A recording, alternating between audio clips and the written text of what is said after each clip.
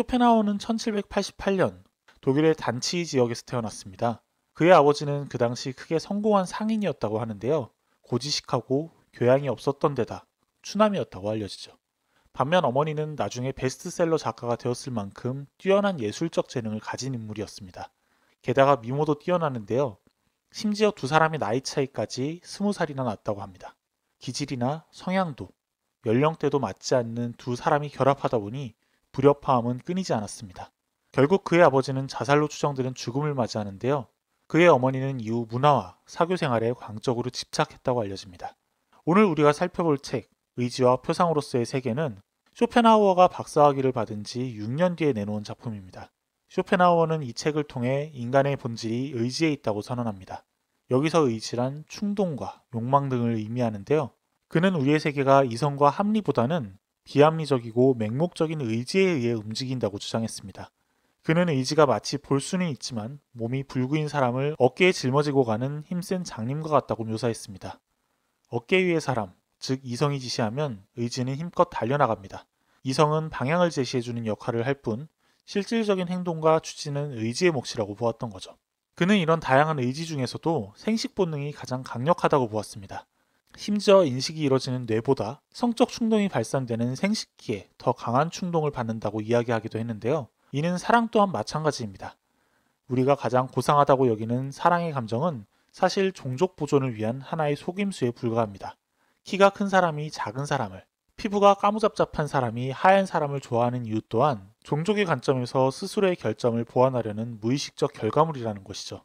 자, 그렇다면 문제는 도대체 무엇일까요? 바로 의지의 무한함과 충족의 불완전성에서 나오는 괴리입니다. 우리가 실제 삶에서 느끼는 것처럼 욕망은 늘 충족되기 어렵습니다. 또한 충족되었다고 하더라도 얼마 지나지 않아 새로운 욕망이 스멀스멀 피어오르죠. 고통 또한 마찬가지입니다.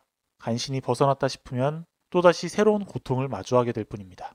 쾌락이나 행복은 고통이 없어졌을 때 잠시 찾아오는 것에 불과하죠.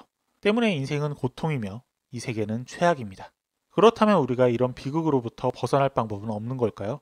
고통을 해소하기 위해 우리가 일반적으로 취하는 방법은 크게 효과가 없습니다. 우선 이를 인식하고자 하는 노력은 오히려 고통을 늘리는 결과를 낳을 뿐입니다. 식물보다는 동물이, 하등 동물보다는 고등 동물이 고통을 더 많이 인식하는 것과 같은 이치죠. 이에 쇼펜하우어는 크게 두 가지 대안을 제시합니다. 우선 첫 번째는 심리적 해탈입니다. 심리적 해탈이란 천재적인 예술가들의 작품 속에서 우리가 누릴 수 있는 황홀감을 말합니다. 이런 경험을 통해 우리는 잠시나마 삶의 고통에서 해방될 수 있습니다. 하지만 이는 임시적인 해결책에 불과한데요. 우리가 하루 종일 천재 작가의 명화만, 아름다운 영화와 소설만 감상하며 살 수는 없는 노릇이기 때문이죠. 때문에 그는 두 번째 대안으로 윤리적 해탈을 제시합니다. 윤리적 해탈이란 고통의 원인인 의지 자체를 억제함으로써 누리는 영속적인 해탈의 경지를 의미합니다.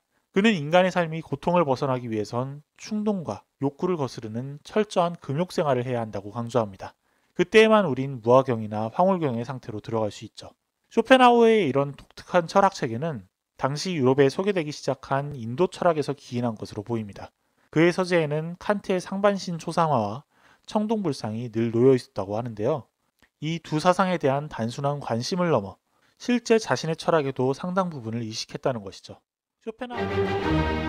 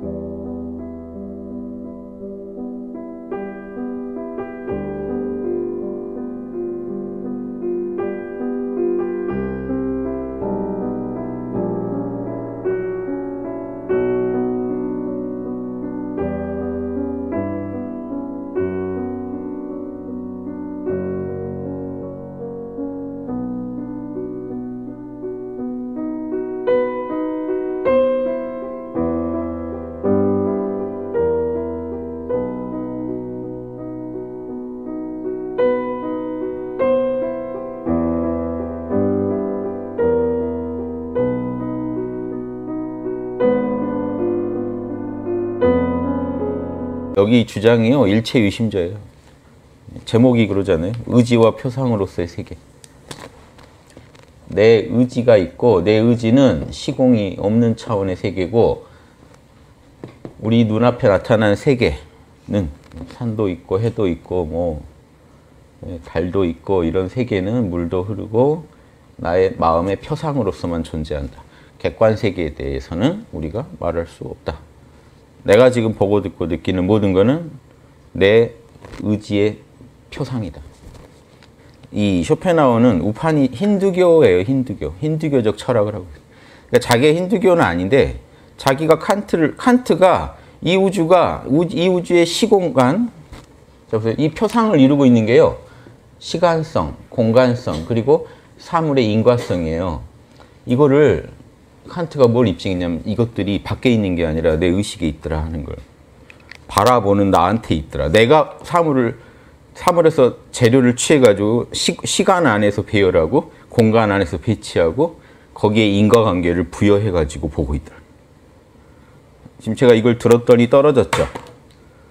자, 이거는 여러분 의식에서 이걸 엮어서 제가 손을 들었더니 떨어졌지라고 이어서 보고 있다는, 이 각각의 표상들을 여러분들이 연결시키고 있는 거예요. 인과성 속에서 연결시키고. 그래서 이 흉이라는 철학자가 모든 걸 부정하는, 이거 아주 초기 불교랑 닮았는데요, 더 극치예요. 일체는 존재하는 거는 우리 마음 안에 나타난 그런 표상들밖에 없고, 쇼펜하우어식으로 얘기하면 인과성마저도 우리가 마음대로 인과를 배치하는 거지, 그것마저도 다 본래 객관적인 게 아니다라고 주장해요. 자아도 없다. 각각의 기억들, 관념들이 존재할 뿐이지 우리가 그걸 묶어서 나라고 생각하고 이 모든 바깥의 세계를 보면서 어떤 일정한 질서가 있다고 생각하는 게 자체가 다 객관적인 증거가 있냐 이거죠. 이런 현상들만 있지, 표상들만 있지, 그걸 마음대로 묶어서 인간들이 생각하고, 이게 흉의 회의론이라는 거예요. 모든 걸 회의하게 만드는 근본적인. 그렇다고 깨달음으로 이어지지도 않아요. 그냥 완전히 모든 걸 날려버리는 철학을 주장하니까, 거기에 반대해서 칸트가 아니다. 우리 안에서 엄청난 체계가 있어서 이 체계를 가지고 우리가 밖에서 주어지는 재료를 가공하고 있다. 이게 서양 철학에서 거의 이게 획기적인 전환이에요. 동양에서는 불교가 일찍부터 일체유심조, 마음법 유식, 이게 마음법 유식 아닌가요? 존재하는 모든 것들은 내 의식의 작용이다. 이런 주장을 해왔지만, 이제 서양에서는 이렇게 모든 걸 중세 때 신이 만드신 거잖아요. 어떻게 내가 만들었다는 불경한 생각을 해요. 근대에 오면서 나타난 게 불교적입니다. 기독교에서 확 불교로 급선회하는 느낌. 중간에 데카르트니 볼테르니 유교적인 철학을 지나서 칸트에 이르러 불교로 확 선회합니다. 불교적으로. 일체를 내 의식 작용으로 보게 돼. 나라는 게 제일 중요해져. 철학에서 나. 내가 이 세계를 규정한다. 서양에서는 그게 충격적이었던 거예요. 그래서 칸트가 코페르니쿠스적 전환을 했다. 거의 이건 뭐 천동설, 지동설 바뀌는 정도의 철학적 참. 객관 세계가 있다고 생각하고 철학을 하다가 갑자기 내가 중간에 회의론도 있었지만 중간에 이제 다시 이제 결론이 내가 세계를 규정하고 있다는 이게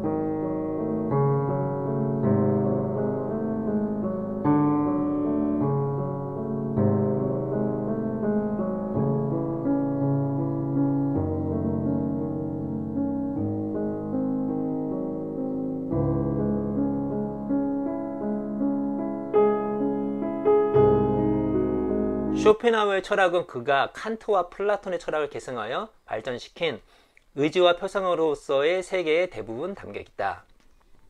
이 의지와 표상으로의 세계, 이 책에 바로 니체가 이 책이 유명하기 전에 이미 발굴해가지고 푹 빠졌던 그런 책인데, 쇼펜하우어 같은 경우가 여기 책에는 칸트와 플라톤 철학을 계승했다고 나왔잖아요. 아마 이제 칸트의 인식론과 플라톤의 이데아론을 계승했다고 보시면 될 것 같습니다. 칸트의 인식론은 그 당시에 되게 센세이션하게 했었는데, 그러니까 칸트는 우리 대상을 인식을 할 때 감성, 오성, 이성이 있다고 봤습니다. 그러니까 감성이라는 것은 그야말로 우리가 감각을 통해서 얻는 정보고, 그 오성은 이 감각을 통해서 얻는 정보, 그러니까 감성을 통해서 얻는 정보를 해석을 하는 거죠. 근데 이성은 뭐냐면 우리가 보는 인식하는 거는 뭐랄까 그 자체에 실제가 따로 있어요. 리얼리티, 그러니까 본질이 따로 있습니다. 그러니까 칸트는 그거를 물 자체라고 합니다. 그러니까 이거를 뭐 플라톤식으로 얘기하면 이데아가 될 수 있겠죠. 근데 그 이데아를 이제 인식하려고 하는 게 이성인데, 이제 결론적으로는 칸트는 그러한 물 자체는 인식할 수 없다라고 얘기를 하고 있는 것입니다. 이것들을 이제 계승한 것이 이제 쇼펜하우어인데, 우리는 물질계에 살고 있다. 우리가 보고 만지고 인식하고 경험하는 것은 표상이고, 그 표상의 배후에는 우리가 살고 있는 세계의 진정한 본질은 의지가 있다. 맞죠? 이 의지가 칸트식으로 얘기하면 물 자체고, 플라톤식으로 얘기하면 이데아가 되는 것입니다. 근데 이 의지와 표상으로 세계의 서문에 보면은 어떤 얘기가 나오냐면 세계는 나의 표상이라고 얘기하는 거예요. 그러니까 이것이 생각보다 어렵다고 하는데 이 뇌과학을 공부를 하시면 어렵지가 않습니다. 뇌과학 책 저희가 많이 말씀드렸죠. 뇌과학을 통해서 우리가 밝혀진 사실이 뭐죠? 네, 세계는 표상이라는 얘기예요. 그러니까 우리가 보는 대상을 무언가를 보기 때문에 객관적으로 본다고 생각하는데, 실제로는 우리가 보고 있는 것을 주관적으로 판단해서 해석해서 보는 거죠. 그러니까 우리가 같은 걸 보더라도 같은 걸 보는 것이 아닙니다.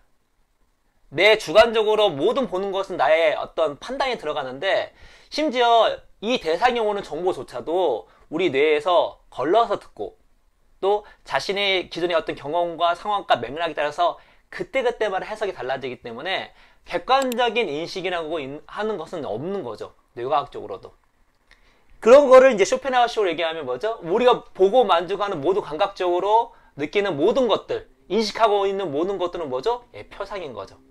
그런데 그 표상은 그냥 표상 안에 의지가 있습니다. 보시면 그 표상의 배후에는 우리가 살고 있는 세계의 진정한 본질의 의지가 있다고 하는 거죠. 근데 칸트와 쇼펜하우어가 다른 게 무엇이냐면 이 의지가 물 자체, 칸트는 물 자체입니다. 칸트는 물 자체를 인식할 수 없다고 봤는데 쇼펜하우어는 인식할 수 없다고까지 보진 않았습니다. 그러니까 어떤 대상에 우리가 표상을 보지만 우리가 몰입을 하고 하면은 그 의지를 볼 수 있다고는 봤어요. 근데 거의 그게 불가능하긴 하죠. 다음에 읽어드리면 우리는 자신을 인식할 때는 외부 세계를 인식할 때 사용하는 지각과 그것과는 완전히 다른 의지를 동시에 사용한다. 이 말이 좀 어려운데 제가 제 식으로 해석하면 이렇습니다. 우리가 외부 세계를 인식을 할 때는 외부 세계는 나의 표상이잖아요.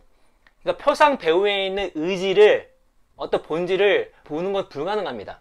칸트는 아예 불가능하고 쇼펜하우어는 거의 불가능하다고 보는데 대신에 우리 자신을 인식할 때는 그렇지 않다는 거죠. 특히 우리 신체를 인식할 때는 우리의 본질은 그런 것이 뭐 쇼펜하우어식으로 있는지 모르겠지만 우리의 본질은 살고자 하는 의지, 삶에 대한 의지예요.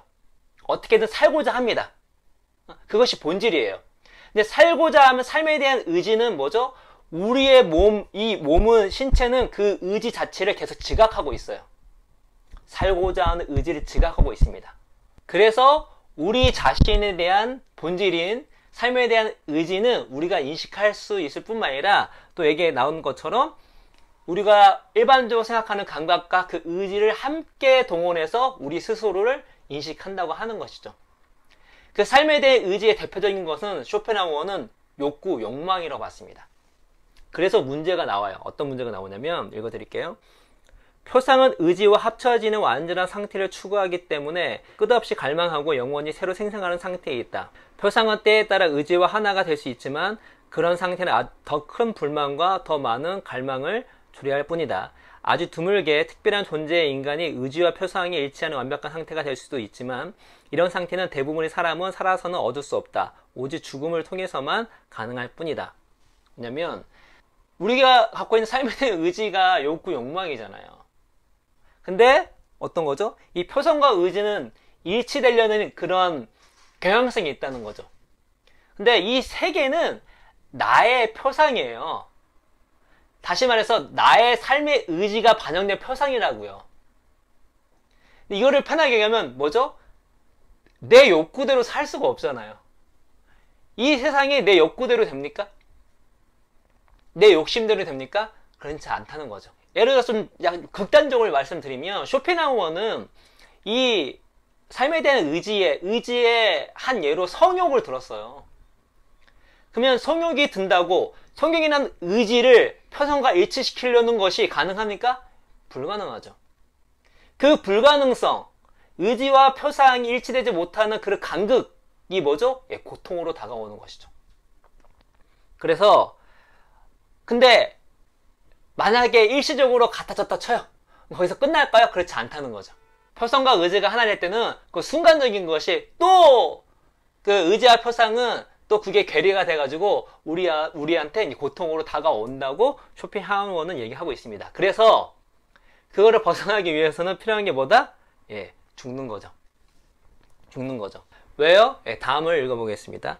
모든 생명이 이 불가능한 상태를 갈망함으로 고통을 겪는데 기독교적 관점에서 보면 누구나 열심히 노력하면 어느 정도 행복한 결말을 기대할 수 있다. 따라서 칸트도 경험적 세계의 불완전하고 언제나 무언가를 갈망하는 상태를 견딜만 하게 그렸다. 즉 그리스도를 통한 구원은 언제나 가능했다. 반면 쇼펜하우어는 불교와 인도 철학의 영향을 받았다. 불교와 인도 철학은 인간의 고통을 운명으로 받아들여야 한다고 말하며 욕망이라는 것은 채워지고 나면 또 다른 욕망이 생겨날 뿐이라는 사실을 강조했다. 의지의 본체계에서 마음의 동요는 아무것도 갈망하지 않음으로 해결된다. 이게 나왔죠? 그러니까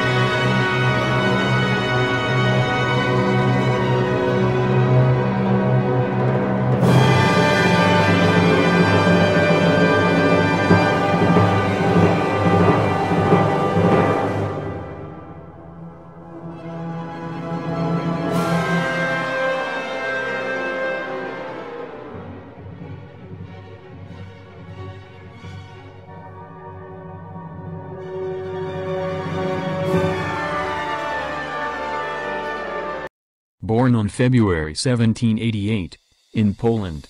He was born in a rich German family. His father was a successful merchant, and his mother was a writer. When he became 17 years old, his father committed suicide, and from then on his mother took over his upbringing. His relationship with his mother was always in a bad situation. He blamed her for forgetting his father in later years. At age 21, he inherited 1/3 of his father's estate, which gave him a fixed income of his own. He later got accepted at the University of Göttingen, where he studied psychology and philosophy. His interests were especially piqued by the works of Plato and Immanuel Kant, and they had a significant influence in shaping his ideologies. At age 25 he graduated and received his PhD in philosophy, and 3 years later he published his most famous and remarkable book, The World as Will and Representation, which has influenced economic thought for a long time. In 1820, he accepted a teaching position at the University of Berlin, but his teachings and ideologies came into fierce criticism and opposition at the time, which led him to get away from academia. At 45 he finally moved to Frankfurt, where he lived alone with the company of his pets for about 30 years. He devoted this time mainly to research and reading, and in 1847 he published a revised version of his earlier works. Though his work failed to get much attention during his lifetime, it had an important impact across various disciplines, including philosophy, literature and science later on. Richard Wagner, Friedrich Nietzsche among others have mentioned Schopenhauer as a major influence. Arthur Schopenhauer passed away on September 21, 1860 at the age of 72.